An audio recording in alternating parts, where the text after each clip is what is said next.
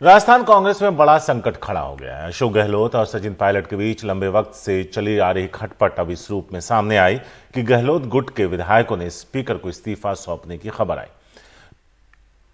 गहलोत गुट का दावा यह है कि उनके साथ 92 विधायक हैं। दरअसल गहलोत गुट के विधायक सचिन पायलट को मुख्यमंत्री के रूप में स्वीकार करने को तैयार नहीं है। फिलहाल एक बड़ी खबर ये आई कि राजस्थान भेजे गए कांग्रेस पर्यवेक्षक मल्लिकार्जुन खड़गे, अजय माकन आज दिल्ली लौट रहे हैं और आज दोपहर ये दोनों दिल्ली वापस लौटेंगे और यहीं आगे की रणनीति तय की जाएगी। कल शाम 7 बजे सीएलपी की बैठक होनी थी जिसमें एक लाइन का प्रस्ताव पास होना था कि सीएम पद का चुनाव आलाकमान करेगा। लेकिन अचानक पासा तब पलट गया जब गहलोत समर्थक विधायक सीएलपी की बैठक के बजाय प्रताप सिंह के घर पहुंच गए।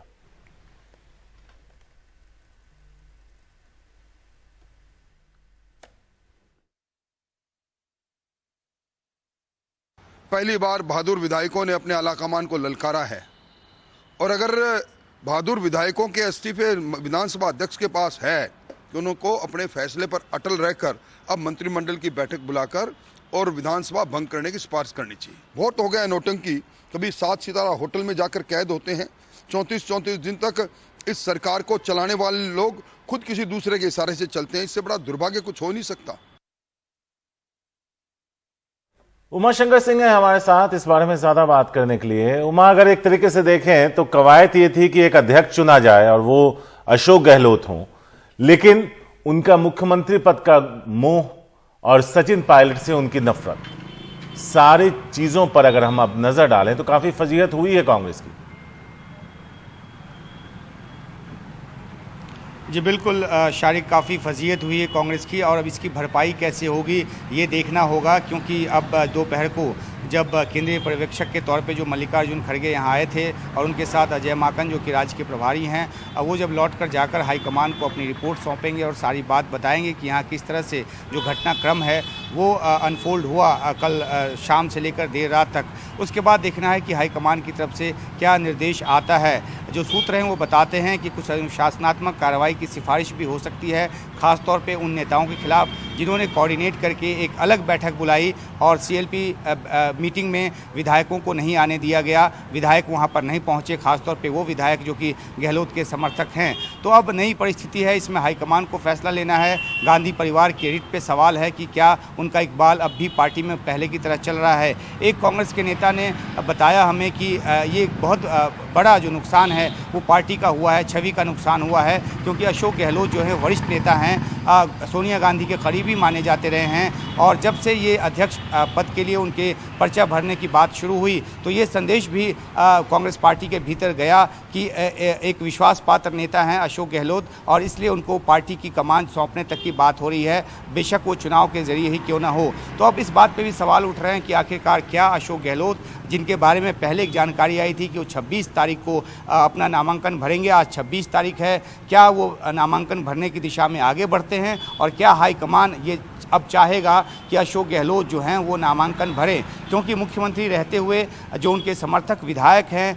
बड़ी तादाद में जब वो सीएलपी मीट में नहीं आए तो एक तरह से जो एक नाफरमानी है, एक अनुशासनहीनता है, क्योंकि पार्टी ने ये बैठक जो बुलाई थी उसके बारे में ये कहा जा रहा है कि सीएम को पहले इस बात की इत्तला दे दी गई थी और उनके आवास पर ही ये बैठक रखी गई। तो ये जो दलील दी जा रही है कि बहुत देर से उनको बताया गया, इस बात में दम नहीं है, ऐसा सूत्रों का कहना है। दूसरी अहम बात यह है कि अशोक गहलोत जिन पर हाईकमान का विश्वास रहा है, तो ऐसे में अगर विधायक नहीं आ रहे थे तो अशोक गहलोत की जिम्मेदारी बनती थी कि उनको मना कर लेकर आएँ, लेकिन अशोक गहलोत की तरफ से ये साफ तौर पे कहा गया कि विधायक अपने मन से ये सब कुछ कर रहे हैं, उनका कोई जोर नहीं, उनकी नाराज़गी अपनी है। तो एक जिस तरह से विधायकों के कंधे पर रखकर ये बंदूक चलाई गई है, ये बता रहे हैं सूत्र की हाईकमान इससे नाराज़ है, लेकिन हाईकमान के हाथ में अब क्या है, किस तरीके से वो फैसला लेकर आगे बढ़ती है और किस तरीके से इस छवि की जो